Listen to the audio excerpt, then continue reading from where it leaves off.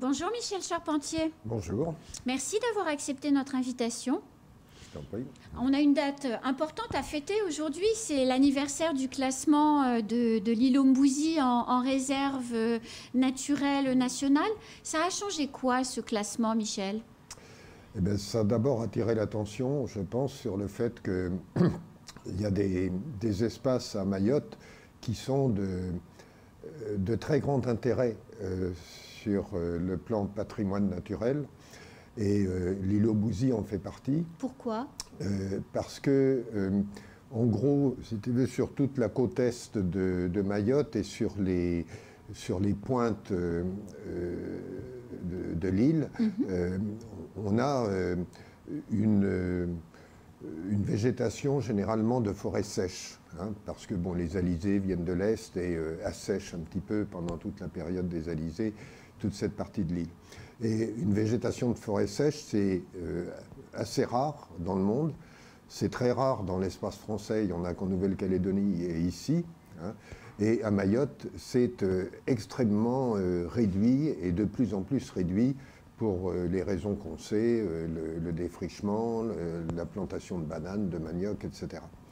Et donc, à l'îlot Mbouzy, on avait cette particularité d'avoir une végétation de forêt sèche avec, on avait repéré tout à fait à l'origine, il y a 15 ans, au moment de la création de la réserve, il y avait 213 espèces de plantes. Et répertoriées. Répertoriées. Mais depuis, on en est arrivé à 292. Ah, c'est génial! Alors, c'est pas parce qu'il y a des plantes supplémentaires, c'est surtout parce que l'inventaire a été beaucoup plus minutieux encore. D'accord. Hein, et on s'est donc aperçu qu'il y avait près de 300 espèces de plantes sur 80 hectares, ce qui est quand même un beau résultat.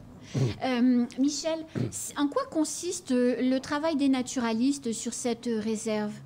Eh bien, d'abord, c'est maintenir et entretenir ce patrimoine naturel. Vous savez que pendant près de 25 ou 30 ans, l'îlot a été occupé par des lépreux. Et à l'époque, 90% de l'îlot était transformé en usage agricole. D'accord.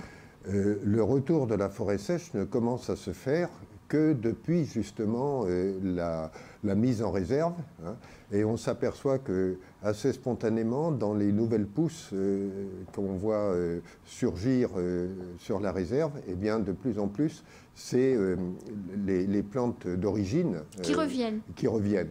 Donc c'est particulièrement rassurant, si vous voulez, sur ce qu'on appelle la résilience des territoires et la capacité. Des territoires et de leur capacité à pouvoir surmonter un gros obstacle comme celui qui a été la mise en culture pendant plusieurs dizaines d'années. Alors sur cette réserve, vous luttez aussi contre les espèces invasives, qu'elles soient des animaux, je pense aux rats, et puis aux espèces invasives qui ont envahi le territoire, je pense aux lantanas par exemple. Comment on lutte contre la nature quelque part? Ça, c'est pas toujours la nature, parce que c'est souvent des espèces introduites. Hein. Que ce soit les rats ou les espèces exotiques envahissantes, et qui ont une capacité à se développer pratiquement dans tous les milieux. Pour les rats, qui est un fléau dans toutes les îles du monde, hein, et pas que dans les îles d'ailleurs. Oui. Paris par exemple. Voilà, les grandes villes, c'est autant que les îles. Pour les rats, on est actuellement sur un projet en liaison avec les TAF notamment, pour essayer de mettre en place un système d'éradication totale des rats sur l'îlot. Comment c'est possible? Ça peut être possible avec un système qui permettra un système chimique qui permettra éventuellement de pouvoir les faire disparaître. Sans impacter la biodiversité. C'est tout le problème qu'on est en train de mettre sur pied, voir s'il y a une possibilité d'éradiquer avec un produit chimique sans pour autant impacter les autres espèces. Alors, il y a une autre zone de l'île sur laquelle les naturalistes sont très actifs, et vous en particulier, Michel, c'est j'allais dire la réserve. Déjà, c'est un mauvais terme, mais sur les plages de Sazilay, qui sont un haut lieu de ponte pour les tortues. Est-ce que les plages de Sazilay devraient être classées en réserve naturelle nationale également?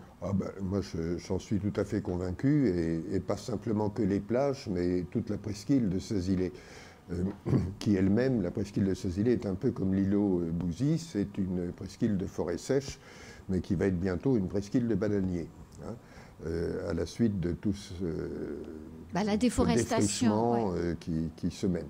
Alors, ça serait effectivement... ça a déjà d'ailleurs été envisagé dans le passé, la DEAL y avait songé, mais c'est vraiment la perspective. On a là-bas le plus important site de ponte de tortues de Mayotte.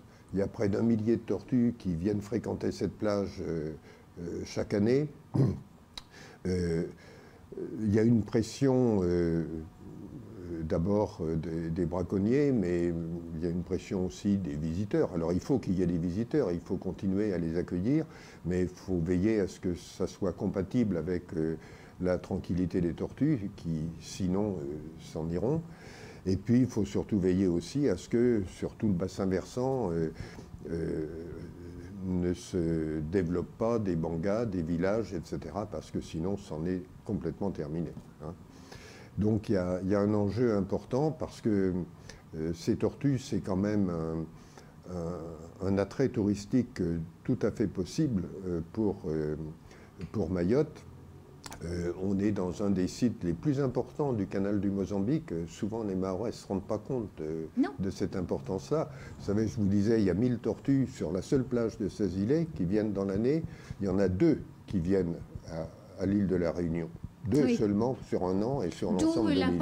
Tout ça pour souligner l'importance en fait de Mayotte dans la survie des tortues. Alors Michel Charpentier, vous avez envoyé via les naturalistes il y a un peu moins d'une semaine un communiqué à la presse pour dénoncer un certain nombre de manquements dans le texte de la loi Mayotte, évidemment sur le volet environnemental. Et le premier des manquements que vous soulignez, c'est l'absence de prise en compte pour l'environnement de la pression démographique. Qu'est-ce que ça veut dire? C'est quoi en fait la pression démographique? Ça a quoi comme conséquence sur l'environnement? Les conséquences sont évidentes. Plus il y a de monde et plus il faut construire des équipements, des habitats. En plus, comme il faut aussi manger, il faut trouver des terres agricoles. Et s'il n'y a pas de terre disponible, on va en défricher sur des terres qui ne sont pas exploitées, y compris de la forêt ou des terres qui appartiennent généralement au pouvoir public, à l'État ou au département. La trajectoire de l'INSEE, si les calculs, les perspectives sont respectées et sont correctes, pose la population de Mayotte à environ 760 000 habitants à l'horizon de 2050. Bon, avec plus de 10 000 naissances par an, on va peut-être y arriver plus rapidement. Et est-ce que Mayotte, avec les réserves naturelles qu'elle a, est-ce qu'elle est capable d'absorber ou de faire vivre près de 800 000 personnes ou près de 750 000 personnes? Personnellement, je ne le crois pas, hein. C'est l'engorgement. 700 et quelques mille personnes comptées par l'INSEE. Hein, oui, ça veut dire plus en réalité. On n'est pas vraiment capable de compter les clandestins. Ça veut dire un taux une densité qui est égale à la densité de la première couronne parisienne, hein. C'est-à-dire on va être à plus de 1000 habitants au kilomètre carré, je crois que c'est 1200, 1300, c'est-à-dire 10 fois plus qu'en métropole, hein, que la moyenne de la métropole. Bon, c'est pas possible. Il y a besoin d'espace, il y a besoin de conserver des espaces naturels, des espaces agricoles. On ne peut pas passer à une population qui est une population de première banlieue en métropole, quoi. Parmi les conséquences de cette population qu'on calcule mal, forcément les services publics ne sont pas mis à la proportion de ce qu'il conviendrait. Et le plus visible et qui tient l'actualité en ce moment, c'est la gestion des déchets. Le parc marin installe à la sortie de certaines rivières particulièrement polluées des filets pour éviter qu'un certain nombre de déchets aillent dans le lagon. On voit les tonnages depuis une semaine, c'est de la folie. On est en quelques jours à plusieurs tonnes de déchets ramassés. On va faire quoi avec tous ces déchets, Michel Charpentier? Parce que d'année en année, c'est de pire en pire, en fait. D'une part, il y a plus de production de déchets parce qu'il y a plus de monde. Et puis, comme il y a quand même une certaine élévation du niveau de vie à Mayotte, il y a aussi plus de consommation. Et la consommation, c'est aussi producteur de déchets. Donc, c'est vrai que ça ne va pas cesser d'augmenter, tout comme les besoins en eau, tout comme les besoins en électricité, etc. Par rapport à cette production de déchets, vous avez signalé l'initiative du parc marin avec les filets. C'est en soi une excellente chose, mais à deux conditions. C'est-à-dire que d'une part, il faut qu'il y ait tout de suite, dès qu'il y a une grosse pluie, qu'il y ait les services qu'il faut pour pouvoir vider les sacs, vider les filets, sinon ils seront remplis et ça va faire obstacle à l'écoulement des eaux. Et puis la deuxième chose, c'est que poser des filets, ça ne dispense pas d'installer des poubelles en amont pour récolter les déchets, ce qui devrait être la formule normale de collecte des déchets. Par le passé, Michel Charpentier, les naturalistes ont attaqué le préfet contre en fait l'inaction des services de l'État s'agissant des anciennes décharges qui étaient des décharges sauvages mais qui étaient devenues avec le temps des décharges conventionnelles. Vous comptez réitérer ce genre d'opération, par exemple avec la gestion quotidienne des déchets qui est défaillante, puisque vous disiez qu'il faut des poubelles, mais il faut aussi des camions pour aller les ramasser. Oui, c'est pas quelque chose de très nouveau que de constater que le service de collecte des déchets à Mayotte est largement défaillant depuis plusieurs années. On espère toujours qu'à chaque renouvellement, il y aura du mieux, mais pour l'instant, ce n'est pas encore le cas. Je voyais encore hier, dans une commune dont je ne citerai pas le nom, derrière une mairie, il y a un énorme stock de véhicules hors d'usage. 100 mètres plus loin, il y avait un stock de vieilles machines à laver, enfin appareils ménagers, etc. Et dans les rues, de la saleté un peu partout, quoi. Donc, c'est pas normal qu'on en soit arrivé là. Il y a à la fois une défaillance de la part des services de collecte, une défaillance quelquefois aussi des mairies dont c'est quand même la charge de s'occuper de la propreté urbaine. Oui. Et puis des citoyens qui, quand ils voient qu'il y a des déchets partout, ils jettent une canette de plus, ça n'incite pas à la propreté. Et donc, c'est difficile d'arriver à trouver une solution parce qu'il faut que tout avance en même temps pour arriver à modifier cela, qui est quand même, à Mayotte, c'est un vrai cancer. Et il faudrait, si on veut que l'île marche en avant, il faut quand même qu'on arrive à trouver des solutions. Trouver les moyens d'avoir une île propre. Alors, je reviens sur le texte de loi Mayotte et sur les critiques que vous avez pu formuler. Le texte prévoit d'alléger l'application d'un certain nombre de réglementations environnementales. Je pense notamment au règlement sur les carrières pour pouvoir construire plus vite, aménager plus vite, notamment s'agissant des carrières pour la piste longue. Qui dit carrière dit piste d'accès. Qui dit piste d'accès et qui dit carrière dit décharge de déchets inertes.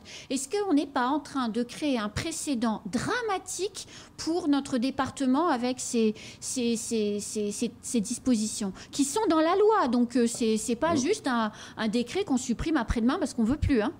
Oui, moi je suis très inquiet aussi de cette disposition parce que ça risque ensuite d'ouvrir la porte à tous les abus possibles. D'une part, effectivement, de tracer des pistes dans des endroits pour faire une carrière. Tenez, tout à l'heure, on parlait de l'île aux Bousies. À la fin des années 90, quand la piste actuelle de l'aéroport a été construite, l'idée, c'était de prendre des matériaux sur l'île aux Bousies. Hein, et il y a eu un début de carrière. Et je ne serais pas plus cruel en disant que il y a un an ou deux, il y a une personnalité qui avait envisagé aussi de reprendre l'idée de raser l'île aux Bousies en réalité. Taper sur l'île aux Bousies pour obtenir des matériaux. Heureusement, ça ne sera pas la solution retenue, mais effectivement, il faut absolument qu'on ne remette pas en cause